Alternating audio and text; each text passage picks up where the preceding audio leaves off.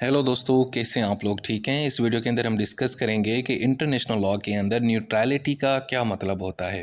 तो देखें यार, न्यूट्रलिटी एक लीगल और डिप्लोमेटिक असूल है जिसके अंदर एक कंट्री जो है ना वो ये फैसला करता है कि दो मुल्कों के बीच में जो लड़ाई चल रही है मैंने उसमें हिस्सा नहीं लेना और न ही मैंने किसी एक कंट्री को सपोर्ट करना है, डायरेक्टली या इनडायरेक्टली। इसको बोलते हैं न्यूट्रल रहना, इसको बोलते हैं न्यूट्रलिटी।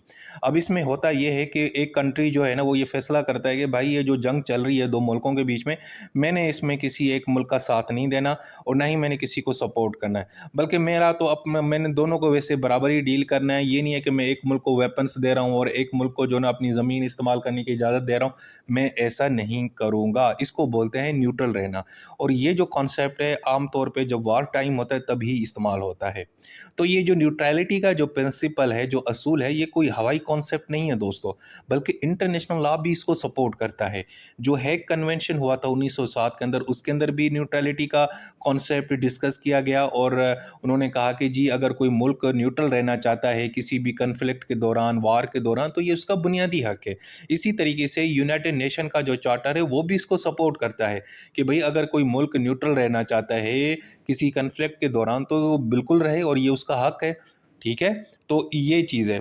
अच्छा जी, अब अगर हम डेफिनेशन देखें न्यूट्रलिटी के, तो ये एक लीगल स्टेटस होता है किसी भी स्टेट का, मुल्क का, रियासत का, जिसके अंदर वो क्या करता है कि दो मुल्कों के बीच में जो वॉर चल रही होती है, जंग चल रही होती है, वो उसमें पार्टिसिपेट नहीं करता और अपने आप को उस मामले से, झगड़े से, जंग से दूर रखता है। अब इसके फीचर्स क्या हैं भाई? सबसे पहले है कि जो न्यूट्रल कंट्री है वो वार के अंदर हिस्सा नहीं लेगा। ठीक है, जैसे स्विट्ज़रलैंड ने वो न्यूट्रल रही थी वर्ल्ड वार टू के अंदर, उसने हिस्सा नहीं लिया। दूसरा ये कि भाई वो अपनी ज़मीन इस्तेमाल नहीं होने देगा, अपनी टेरिटरी, अपनी एयर स्पेस, अपनी जो उसकी हवाई अड्डे हैं, मिलिट्री बेसिस हैं, वो इस्तेमाल नहीं होने देगा। भाई न्यूट्रल का यही मतलब है ना, कि न्यूट्रल का मतलब ये है कि भाई मेरी ज़मीन आप लोगों ने इस्तेमाल नहीं करनी। दो दो कंट्रीज़ आपस में लड़ रहे हैं तो उसने अपनी ज़मीन, अपनी एयर स्पेस वगैरह इस्तेमाल नहीं होने देनी किसी भी मुल्क के खिलाफ। यही तो मकसद है इसका न्यूट्रल रहने का। दूसरा ये है कि दोनों फ़रीक़ैन को वो बराबर ही ट्रीट करेगा, यानी कि मामूल के हिसाब से दोनों के साथ कारोबार भी करेगा, दोनों को इज़्ज़त भी देगा, दोनों के साथ ताल्लुकात भी निभाएगा, लेकिन यानी कि वार के दौरान किसी का साथ नहीं देगा। वो कहे भाई आप दोनों मेरे लिए बराबर हैं, मैं किसी दोनों का साथ नहीं दूंगा, दोनों तुम मेरे दोस्त हो, तुम्हारा ये आपस में मामला, तुम लड़ते रहो, लेकिन मैंने न्यूट्रल रहना है। दूसरा ये है कि अगर इन केस उसकी टेरिटरी है, उसकी हदूद की वायलेशन होती है, दो मुल्क आपस में लड़ते लड़ते उसके हदूद में आके इंटर हो जाते हैं, तो वहाँ पे जनाब फिर ये जो न्यूट्रल मुल्क है ना, उसके पास ये हक है कि वो अपनी सॉवरेनिटी की प्रोटेक्शन करे। ठीक है जी। अच्छा जी, अब ये न्यूट्रलिटी के पीछे यार मकसद क्या होता है? इसके पीछे रीज़न क्या है? रैशनल बेसिस क्या है? लॉजिक क्या है? भाई लॉजिक ये है, वार को रोकना है। देखो अगर एक मुल्क न्यूट्रल रहता है तो उससे क्या हो जाती है कि वार जो है ना वो स्प्रेड नहीं होती ज़्यादा। लेकिन अगर आप सारे मुल्क जो है ना किसी और यानी साइड लेते रहेंगे, न्यूट्रल नहीं रहेंगे, तो वार क्या हो जाएगी? स्प्रेड हो जाएगी। यानी पहले दो मुल्कों में वार चल रही थी, अब एक मुल्क ने कहा है कि जी मैं एक कंट्री का साथ देता हूँ, मैं इसका साथ हूँ। तो यानी कि तीन कल कंट्रीज़ आ गए, फिर एक दूसरा मुल्क आ जाता है, वो कहते हैं जी मैंने फलां कंट्री का साथ देना है, मैंने न्यूट्रल नहीं रहना, तो चार कंट्रीज़ आ गए। तो इस तरह क्या होता है दोस्तों, जो वॉर है, जो जंग है, वो फैलती जाती है। अच्छा जी, इसके अलावा दूसरा ये है कि न्यूट्रलिटी का दूसरा मकसद या उसका रीज़न या जस्टिफिकेशन ये है कि आप जो स्टेट्स हैं वो अपनी आवाम को, अपनी टेरिटरी को, अपनी मईशत को सेफ़ रखना चाहते हैं। भाई मैं इसीलिए न्यूट्रल रहना चाहता हूँ ताकि मेरी आवाम को नुकसान ना पहुँचे। मेरा क्या यानी कि इस जंग में मैं क्यों कूदूँ, इस जंग में क्यों मैं अपने लोगों को मरवाऊँ, क्यों मैं अपनी ज़मीनें तबाह करूँ, क्यों मैं अपनी प्रॉपर्टी को नुकसान पहुँचाऊँ। ठीक है जी।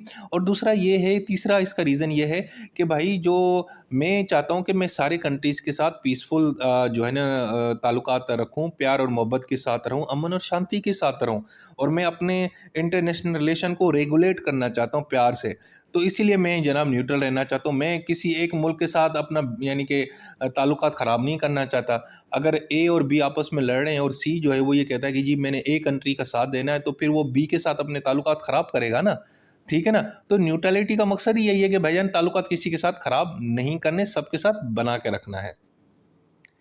अच्छा जी, अब न्यूट्रलिटी के एलिमेंट्स क्या हैं भाई? सबसे एलिमेंट ये है कि अपने आप को वार से दूर रखना है, डायरेक्टली और indirectly, number one. Number two, आपका जो रवैया है वो इम्पार्शल होना चाहिए, गैर गैर जानबदार होना चाहिए। ये ना हो कि एक मुल्क की तारीफ करें और दूसरे मुल्क को गालियां देते फिरें, ऐसे नहीं होगा। न्यूट्रलिटी का मकसद ये है कि आपने गैर जानबदार रहना है, ना किसी को मॉरल सपोर्ट देनी है, ना लीगल सपोर्ट देनी है, ना फिजिकल सपोर्ट देनी है। तीसरी, रिकग्निशन बाय बेलिजरेंट। अब बेलिजरेंट मतलब वो रियासतें जो आपस में लड़ाई लड़ रही हैं, जो झगड़ा कर रही हैं, कि वो भी जनाब आपकी ना इम्पार्शलिटी को एक्सेप्ट करें। हाँ, वो कहें कि हाँ यार, ये जो कंट्री सी है ये न्यूट्रल है और हम इसकी न्यूट्रलिटी को कबूल करते हैं। ठीक है, तो ये भी एक बड़ा अहम एलिमेंट है। अगर दोनों कंट्रीज आपस में जो लड़ रहे हैं वो आपको ये कहते हैं कि भाई तुम न्यूट्रल हो, हम तुम्हें मानते हैं, तो ये बड़ी अच्छी चीज़ है। तो जब आपको वो तस्लीम करेंगे ना कि यार ये जो कंट्री सी है ये बड़ा न्यूट्रल है, तो फिर आपकी कुछ राइट्स एंड ड्यूटीज़ भी पैदा होती हैं। यानी बीइंग अ न्यूट्रल कंट्री आपके कुछ हकूक़ भी हैं और कुछ फ़राइज़ भी हैं। इसी तरीके से जो बेलिजरेंट स्टेट्स हैं उनके भी राइट्स एंड ड्यूटीज़ पैदा हो जाएंगी अगेंस्ट यू, आपके अगेंस्ट। ठीक है जी।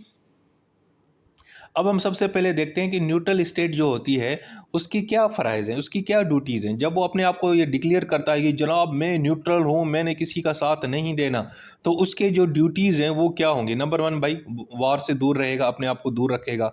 ठीक है, अपनी टेरिटरी को इस्तेमाल नहीं होने देगा। ठीक है, एक तो वार में हिस्सा नहीं लेगा, अपनी ज़मीन इस्तेमाल नहीं होने देगा। नंबर टू, दूसरा ये है कि जितने भी वार टाइम एक्शंस हैं, जो भी लड़ाई चल रही है किसी किस्म की भी, उसमें कहीं ना कहीं वो हिस्सा नहीं लेगा। ठीक है ना? यानी कि अगर उसके इलाके से कोई चीज़ गुजर भी रही है तो वो चेक करेगा कि यार उसके अंदर वेपन्स तो नहीं है। यानी वो जो जो वार एक्शन है ना, उसको रोकने की कोशिश करेगा, बल्कि उसके अंदर इंटरफेयर बिल्कुल भी नहीं करेगा। और तीसरी चौथी चीज़ जो है वो इसके अंदर ये है कि अगर कोई चीज़ जो है ना वो न्यूट्रल टेरिटरी से इलीगली कैप्चर की जाती है, उसका कोई हिस्सा लिया जाता है, तो वो डिमांड करेगा कि भाई मुझे वापस करो, ये उसका फ़र्ज़ है। ठीक है ना? और इवन के उसको वापस कर देगा। मिसाल के तौर पर दो मुल्क आपस में लड़ते उनका जो जहाज़ है वो न्यूट्रल स्टेट के अंदर गिर गया, तो न्यूट्रल स्टेट उसको वापस करेगा।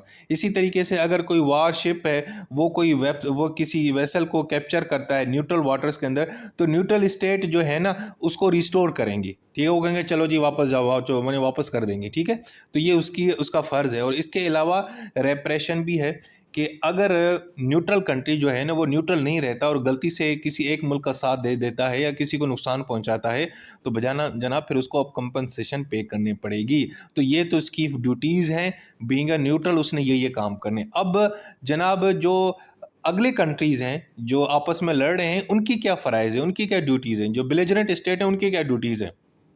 यानी दो कंट्रीज़ हैं ना वो आपस में लड़ रहे हैं, तो एक तीसरा मुल्क है वो न्यूट्रल रहता है, तो वो दोनों जो कंट्रीज़ उसको तस्लीम करते हैं कि हाँ यार ये कंट्री सी न्यूट्रल है। तो उस कंट्री सी के अगेंस्ट उसके उनके क्या फ़राइज़ हैं? एक तो ये है कि वो दोनों जो कंट्रीज़ आपस में जो लड़ रहे हैं ना बेलिजरेंट, वो जनाब न्यूट्रल एरियाज़ के अंदर कोई हॉस्टिलिटी कमिट नहीं करेंगे, कोई जुर्म नहीं करेंगे। दूसरा ये है कि वो न्यूट्रल स्टेट के जो अवाम है, जो लोग हैं, जो प्रॉपर्टीज़ हैं, उनको नुकसान नहीं पहुँचाएँगे।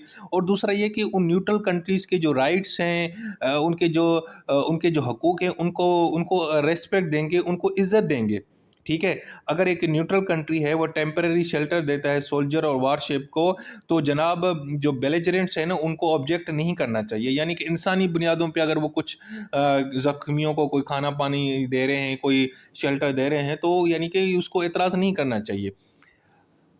ठीक है दोस्तों, तो ये हो गया। अब हम देखेंगे कि न्यूट्रल और न्यूट्रलाइज स्टेट का क्या मतलब होता है। ये बड़ा अहम आता है कि भाई न्यूट्रल कंट्री और न्यूट्रलाइज स्टेट में क्या फ़र्क है। देखें बेटा, न्यूट्रल स्टेट का मतलब वो होता है जो अपने आप को कन्फ्लिक्ट से दूर रखता है और ये अपनी मर्ज़ी से न्यूट्रल बनता है।